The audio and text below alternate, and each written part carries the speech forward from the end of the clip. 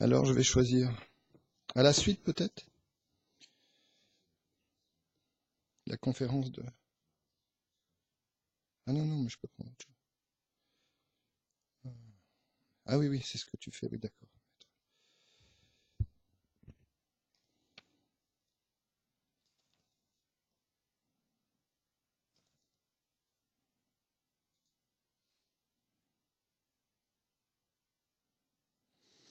On va lire celui-là. Tadvidi pranipatena pariprashnena sevaya upadekshanti te gyanam gyaninas tadva darshina. Traduction. Tu dois acquérir cette connaissance transcendantale auprès d'un maître spirituel qui la transmet en lui offrant ton hommage, en lui posant des questions pertinentes et en le servant. Les grandes âmes qui sont expertes dans la signification des Écritures révélées et qui ont réalisé la réalité absolue t'éclaireront en te la révélant.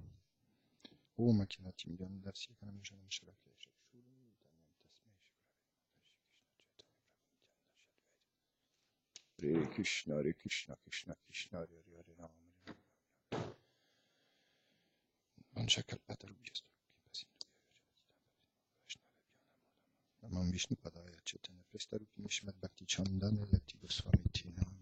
Donc nous allons lire ensemble la teneur est portée et essayer d'approfondir un tout petit peu ce merveilleux verset. Je me rappelle toujours de ces moments où quand Gurudev il commente les versets de la Bhagavad Gita, il dit toujours celui-là, il est vraiment très très important. Mais à chaque fois qu'il a un nouveau verset qu'il présente, à chaque fois il dit mais celui-là, il est vraiment très très important. Donc on peut remarquer une chose, c'est que en fait ils sont tous importants. Tous décrivent une réalité supérieure, tellement merveilleuse. Et la Bhagavad Gita, elle est vraiment la base qui nous permet de comprendre l'environnement dans lequel on est et de pouvoir ainsi faire des choix qui vont nous permettre de construire, d'avancer. Pas simplement au niveau du karma yoga, au niveau du gyan, mais au niveau du bhakti yoga, c'est-à-dire que la dévotion va grandir dans le cœur, le désir va grandir, et petit à petit, en rentrant en contact avec le rasa, qui est amené à travers le cœur, justement, de nos guides spirituels, à ce moment-là, le goût va se développer. Donc sans cette base-là, très difficile d'avancer dans ce monde-là. Mais il faut dire aussi une chose, c'est que cette base-là, elle est totalement, universelle. N'importe qui peut venir, de n'importe quelle foi, religion, tradition, qu'on soit croyant ou pas, et simplement en essayant d'approfondir cette connaissance-là, en essayant de comprendre cet espace-là dans lequel on rentre, ça nous permet simplement déjà de comprendre l'environnement dans lequel on est. Tout le monde peut aborder ça d'une manière tellement simple. Après, les choses viennent. Vous savez, on est tous amenés à ce moment-là, à travers notre cœur, à faire des choix. Le goût amène des changements dans notre vie. Donc on va lire la teneur est portée. Selon Vishwanath Chakravarti Thakur, le Seigneur énonce ce verset afin d'enseigner comment cette connaissance peut être atteinte. Vous voyez, déjà, à travers ce point-là, on peut comprendre que la Bhagavad Gita, la base, c'est cette connaissance, c'est cette base-là, c'est ce qui permet de décoder en quelque sorte ce que l'on est et dans quoi on évolue, et vers quoi on va, quel but on veut atteindre. En effet, cette science sur Dieu est extrêmement confidentielle, transcendantale et difficile à comprendre. C'est pourquoi le Seigneur nous enjoint d'approcher un maître spirituel authentique afin de la recevoir.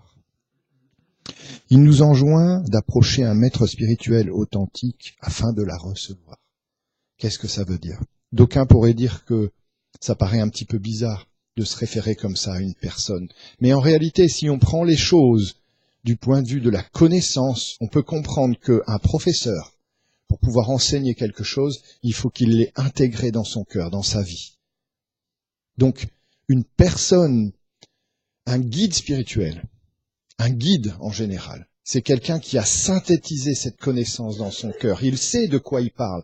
Il ne parle pas simplement à travers ce que l'on vient de décrire là, puisqu'on parle de transcendance. On ne parle pas simplement de cette réalité-là, mais il connaît la réalité transcendantale. Il la vit dans son cœur. Et il n'en fait pas une démonstration. Il le porte dans son cœur. Et de la même manière que Krishna dit que dans certains passages, Samam Salvabhute Shunamik Veshosya, etc., il dit qu'il est juste égal envers tout le monde, mais si quelqu'un se donne à lui, eh bien à ce moment-là, Krishna se donne complètement à lui. De cette même manière, en fait, le maître spirituel agit, puisqu'il est l'intermédiaire transparent de Krishna. Quelqu'un qui vient à lui et qui s'enquiert de la connaissance, à ce moment-là, il se donne à lui. Et il se donne à la mesure de la sincérité que l'on a. Jamais plus.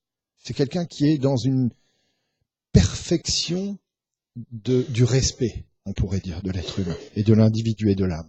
Une perfection du respect. Il donne toujours, des fois on a l'impression d'être secoué par certaines paroles, mais il donne toujours ce qui est approprié pour le jiva, l'âme infinitésimale que nous sommes. Il donne toujours ce qui est approprié pour avancer. Pour être authentique, celui-ci doit appartenir à une filiation spirituelle remontant à Shri Krishna lui-même et avoir reçu de son propre maître spirituel l'autorisation d'avoir un tel service. Et oui, c'est important aussi ce point. On ne peut pas s'improviser guide, on ne peut pas se dire « tiens, moi j'ai compris des choses. Alors, puisque j'ai compris des choses, je vais enseigner. » Non. Quand on va à l'école, à un moment donné, on a des examens, vous savez. Il y a des partiels, il y a des contrôles continus, et il y a aussi des examens finaux. Eh bien, c'est la même chose. On ne peut pas faire n'importe quoi, on ne peut pas donner n'importe quoi, n'importe comment. Il y a des règles à respecter. Et on passe toujours par l'assentiment de l'affiliation spirituelle, de nos guides, de nos maîtres, de tous ceux qui ont porté cette réalité dans leur cœur. Donc, cette chose-là n'est pas quelque chose de banal. C'est vraiment quelque chose de très important. Krishna est le maître originel. Et seul un maître spirituel issu de ce lignage peut transmettre ce savoir d'une façon véritable. Il ne peut être compris ni par la logique, ni par le raisonnement, mais seulement par la miséricorde d'un pur dévot. À travers ce point-là, Shri Chakravarti Thakur essaie d'expliquer que pour pouvoir redonner quelque chose, il faut avoir cette réalisation dans son cœur. On ne peut pas improviser quelque chose. Krishna est celui qui donne cette réalisation. Et le pur dévot, celui qui se donne complètement à ce service de Krishna, a le pouvoir, à travers cet assentiment de Krishna, a le pouvoir de redonner ça aux jiva, aux âmes, aux disciples. Voilà pourquoi la filiation spirituelle est importante. Voilà pourquoi prendre un guide spirituel est important. On peut avancer dans cette vie sans guidance, mais on ira juste jusqu'à un certain niveau. Mais pour aller plus loin, il faut être autorisé, il faut être enseigné d'une certaine manière. Enseigner, ça veut dire, ok, j'accepte de recevoir cette connaissance. Je m'enquière de cette connaissance auprès d'une personne autorisée et auprès d'une personne qui représente cette autorité. C'est-à-dire qui est elle-même sous l'assentiment d'un autre dévot, etc., etc. D'où ce principe de dasanuda, c'est-à-dire le serviteur du serviteur du serviteur du serviteur. Pour être un pur dévot, celui-ci doit avoir étudié la connaissance sur cette vérité, Tadvagyani, auprès d'un maître spirituel authentique et l'avoir réalisé, Tadvadarshi. Il doit également plus avoir aucun attachement en ce monde. Cette connaissance qui est transmise à travers ces purs dévots, elle est transmise donc à travers des êtres qui ont déjà fait ce travail sur eux-mêmes, ce sont en qui ils ont été chercher cette connaissance auprès de personnes réalisées et ils ont reçu l'autorisation. Et parce qu'ils ont réalisé cette connaissance dans le cœur, alors ils sont engagés dans cette réalité, sans être en même temps attachés. Le service offert au Seigneur commence par servir son serviteur intime, Je recommence. Le service offert au Seigneur commence par servir son serviteur intime, le maître spirituel. Krishna affirme que ce service rendu est supérieur à celui à sa propre personne. Aussi un tel maître est-il considéré comme l'intermédiaire transparent du Seigneur. Il permet aux disciples de voir Dieu, qui est au-delà de la perception des sens matériels. En effet, Krishna tend à se révéler à celui qui sert un tel maître selon la qualité du service offert. Donc, le maître spirituel, comme on le sait tous, est l'intermédiaire transparent de Krishna. Parce que, justement, il est autorisé. Il a l'assentiment des dévots qui ont eux-mêmes avant donné leur vie à Krishna. Et Krishna, vous connaissez ce principe-là, est endetté auprès de ses dévots parce qu'ils ont donné tout, ils ont tout abandonné. Ils ont vraiment quitté cette plateforme mondaine pour pouvoir simplement servir ce doux Seigneur. Et parce qu'ils ont fait ce choix-là, le Seigneur est endetté. Et parce qu'il est endetté, à ce moment-là, ce que transmettent ces personnes-là, ces sages-là, ces sadhus, ces personnes, ce qu'on appelle ces purs dévots, à ce moment-là, ce que transmettent ces purs dévots, ce sont des choses qui sont sous la juridiction du Seigneur suprême, sous l'assentiment du Seigneur suprême.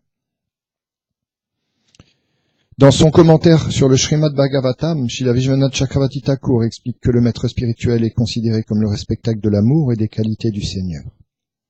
Le maître spirituel est le réceptacle de l'amour et des qualités du Seigneur, c'est ce qu'on vient de dire, parce qu'il est abandonné, parce que justement il n'est plus attaché à ce monde. Pourquoi nous on est là? C'est parce qu'on est encore attaché à ce monde. Et pourquoi on s'enquiert auprès de gens comme cela? Parce que justement on cherche ce détachement interne. Parce que lorsque l'attachement se manifeste dans le cœur des hommes, systématiquement, tous les grands saints expliquent ça. La souffrance est là, systématiquement dans ce monde. Mais Bhaktivinoda Thakur dit, celui qui renonce vraiment, c'est celui qui comprend que derrière chaque situation dans ce monde matériel, chaque action, chaque attachement, il y a la souffrance. Celui qui comprend ça, alors il peut commencer à se détacher. Lui-même réside en son cœur. Aussi, Srila Bhaktivinoda Thakur dit-il qu'il est le propriétaire à la fois de Krishna et de l'amour pour Krishna. Par sa miséricorde, on peut obtenir Krishna et l'amour pour Krishna. Parce que le pur dévot a fait ce travail, et parce qu'il a donné complètement sa vie, et parce qu'il est abandonné complètement, parce qu'il n'est plus dans ses attachements, il a le pouvoir, à travers le service qu'il offre à Krishna. Il est mis en pouvoir, il est utilisé par le Seigneur suprême pour pouvoir libérer les âmes conditionnées que nous sommes. C'est pourquoi les textes védiques expliquent que le maître spirituel authentique est le représentant du Seigneur en ce monde. Les étudiants sincères doivent s'enquérir auprès d'un tel dévot réalisé et chercher à le satisfaire en lui offrant leur respect, en le servant et en lui posant des questions pertinentes. Ô Seigneur, pourquoi suis-je dans cette condition matérielle? Comment puis-je m'en libérer? Des tas de gens viennent nous voir parce que, comme on vient de l'expliquer, on est tous confrontés à travers ces situations, les choix que l'on fait dans ce monde-là, on est confrontés à cette souffrance incessante. Et quand on est dans cette souffrance, à ce moment-là, les questions se manifestent dans notre mental. L'intelligence nous permet à ce moment-là, heureusement, de laisser passer, vous savez, cette interrogation qui vient de quelque chose de plus profond en nous. Et à ce moment-là, on peut se dire, oh, mais qu'est-ce que j'ai fait pour vivre ça? Mais c'est quoi le but de tout ça? Combien de fois on a entendu ça? Et qu'est-ce que je peux faire pour me sortir de cette situation? À ce moment-là, on peut commencer à s'enquérir de la vérité. Parce qu'il a reçu du Seigneur le pouvoir d'être son représentant, ses instructions et ses bénédictions sont si puissantes qu'elles peuvent s'accorder aux disciples sincères et soumis à un progrès immédiat. Celui qui reçoit les instructions d'un maître spirituel et qui porte au Seigneur une adoration constante peut réaliser Krishna. Par contre, sans avoir reçu une formation dans le service de dévotion sous la tutelle d'un maître spirituel, on ne peut faire le moindre progrès spirituel. Alors ça paraît dur quand on entend cette dernière phrase, alors que juste avant on vient d'entendre des choses merveilleuses qui expliquent justement les bénédictions qui sont amenées à travers le guide spirituel. Et quand on entend la dernière phrase, on peut se dire on ne peut faire le moindre progrès sans cette aide de cette personne-là. Mais ça paraît logique.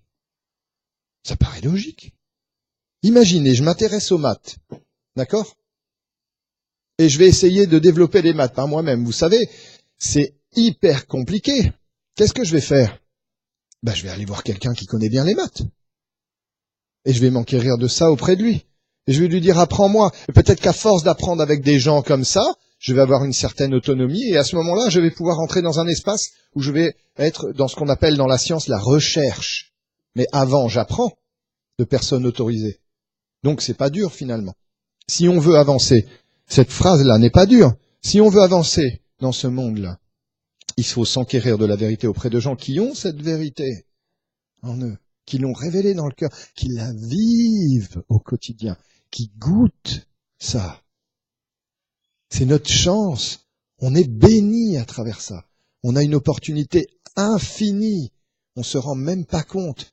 Pouvoir côtoyer des gens, des êtres qui ne demandent rien en réalité, qui ne veulent nous obliger à rien. On est absolument libre dans ce monde et dans ce mouvement, dans cette philosophie, dans cette connaissance. On est absolument libre. Ils ne nous demandent rien. Mais on a la possibilité pourtant de s'enquérir auprès d'eux de cette réalité absolue, de cette vérité. Et on a la possibilité de se libérer grâce à leur connaissance, grâce à ce qu'ils ont acquis, grâce à leur abandon, grâce à leur amour, grâce à leur rasa, ce qu'ils vivent dans leur cœur avec Krishna. C'est ça. Le seul fait que le disciple se conforme aux instructions de son maître spirituel en toute fidélité lui permettra de contempler le Seigneur suprême. Srila Vishwanath Chakravarti Thakur dit qu'un disciple doit accepter les instructions de son maître spirituel comme sa vie et son âme, c'est le secret du succès, comme sa vie et son âme. Parce que l'on ne perçoit pas la portée. Là, je parle pour moi. Parce que l'on ne perçoit pas la portée d'un tel enseignement, la portée de telles instructions, nous sommes toujours, moi le premier, toujours en train de discuter ces instructions. Toujours. D'amener une mesure. Et la mesure que l'on amène à ces instructions, c'est la mesure qui limite notre sincérité, c'est la mesure de nos attachements à cette souffrance. Nous sommes attachés à ce monde par la souffrance. Mais celui qui véritablement prend les instructions du maître spirituel et comprend qu'à travers ces instructions, il a la possibilité de développer cette connaissance absolue, à ce moment-là, il s'embête plus ni avec quoi que ce soit, ni avec qui que ce soit, dans quelque situation que ce soit, qu'on soit marié avec des enfants ou pas. Plus rien ne peut nous retenir. Tout est excuse dans ce monde, vous savez. Vous connaissez toutes ces histoires, il nous a tellement raconté ça, notre maître spirituel. Tout est une excuse, et on le sait bien, on le fait nous, chaque seconde, on trouve des excuses. Mais celui qui s'abandonne vraiment, c'est-à-dire qui ne prend plus d'excuses pour avancer, à ce moment-là, c'est le secret du succès. C'est ce qui est marqué. Srila Vishwanath Chakravarti Thakur dit ça. Srila Vishwanath Chakravarti Thakur enseigne Yasya Plashad Bhagavad Plashad Yasya Plashadan Nagadiguto Pi.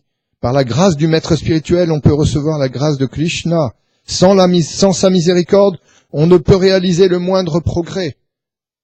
Sans l'assentiment de personnes autorisées. Si je vais dans un pays, dans un endroit que je ne connais pas, croyez-moi, la première fois que j'ai été en Inde, j'ai été sous l'autorité de deux grands Vaishnavas. Je ne vais pas dire leur nom, ça n'a pas d'importance. Et grâce à eux, j'ai été introduit dans une autre culture, dans un autre pays. J'ai été introduit sur le Dham. On m'a appris à comment agir quand on rentre dans une telle terre, dans un tel endroit. On est autorisé. Et sans cette autorisation-là, effectivement, c'est très difficile de savoir exactement comment agir, ce qu'il faut faire. Mais par la grâce du maître spirituel, on peut recevoir la grâce de Krishna. Sans la miséricorde, on ne peut réaliser le moindre progrès, vous comprenez? Grâce à ça, grâce à cette introduction-là, on peut apprendre. Or, ce verset fait référence à un maître réalisé. Le fait d'approcher un maître spirituel qui n'a pas réalisé la vérité et qui n'a qu'une connaissance intellectuelle de cette vérité ne nous permettra pas d'atteindre ce but. C'est pour ça qu'il faut savoir qui véritablement Krishna nous envoie comme guide pour pouvoir avancer sur ce chemin. C'est pas quelque chose qu'on doit faire à la légère. Et en même temps, c'est pas quelque chose, et on ne doit pas traîner non plus, parce qu'il y a beaucoup de gens qui traînent très longtemps et qui ne prennent pas de guide spirituel. On ne doit pas traîner, parce qu'il y a des signes qui sont là. Il y a des signes. Quand à un moment donné, vous avez la possibilité d'avoir un guide qui est là, tout près de vous, et qui peut vous aider en permanence, d'accord? On peut considérer ça comme un signe. Au lieu d'aller chercher quelqu'un qui est très loin, etc. Vous comprenez? Après, chacun est libre. On fait ce qu'on veut. Vous comprenez? Mais ce que l'on veut, ça veut dire avoir la capacité de se tromper soi-même. Parce que nous, on est dans ces imperfections, les 4 imperfections, vous les connaissez. On peut se tromper. Donc comment savoir si on se trompe pas? Comment savoir si on se trompe ou pas? Eh bien, en allant voir des gens comme ça et en demandant. Voilà, je cherche, qu'est-ce que je peux faire? Aide-moi. Donc je répète la dernière phrase, le fait d'approcher un maître spirituel qui n'a pas réalisé la vérité et qui n'a qu'une connaissance intellectuelle de cette vérité ne nous permettra pas d'atteindre ce but. Donc si on va voir n'importe qui non plus, on ira vers vers quoi la personne est. Mais pas plus. Pas plus. C'est pour ça qu'il faut faire attention. Alors il y a un verset qui est cité. Shabda brahmani nishnato na nishnayat pareyadi shamastasya shamadfalo hiadenum iva rakshata. Prendre refuge d'un maître spirituel qui a une pleine connaissance des littératures védiques, mais qui est dépourvu de la réalisation spirituelle du Seigneur suprême est semblable à protéger une vache stérile.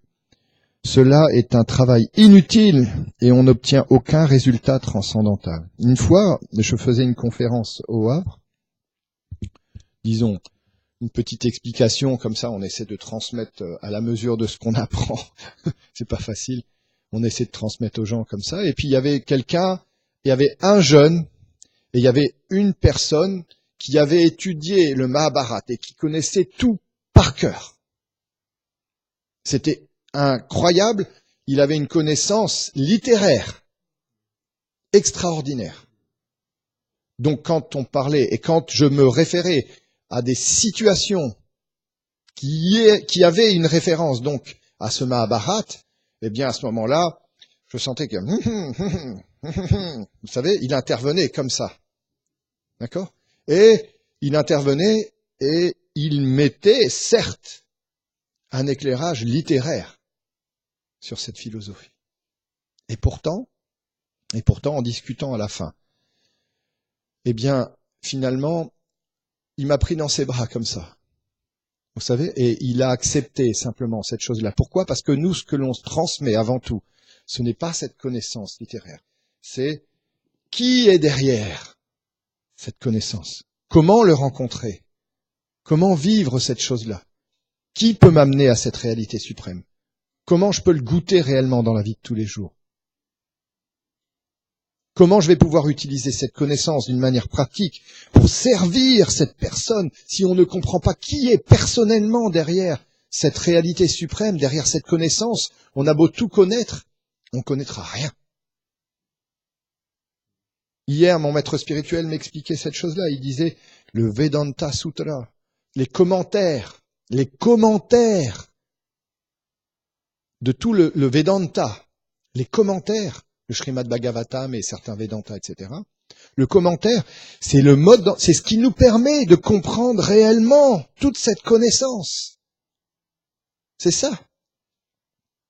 Parce qu'à ce moment-là, cette relation personnelle avec ce Seigneur suprême est manifestée dans ces commentaires.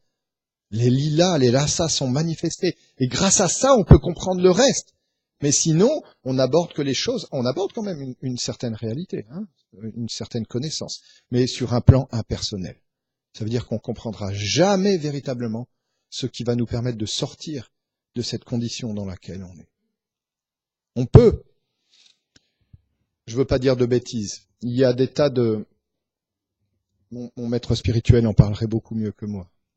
Ce que simplement je veux dire, c'est que ces commentaires-là, ce Srimad Bhagavatam, ils nous permettent de rentrer dans cet aspect personnel. Et grâce à ça, à ce moment-là, la connaissance se manifeste d'une autre manière dans le cœur. Et même une personne qui ne connaît pas à ce moment-là, forcément, par cœur, tout le Vedanta, vous savez, tous les rasas, etc., tous les lilas et tout, eh bien, il peut être cette expression parfaite de cette réalité, parce que justement, lui, il a ce dialogue avec cette personne suprême. C'est une réalité. Il goûte à ce pléma dans son cœur. Voilà. Merci beaucoup.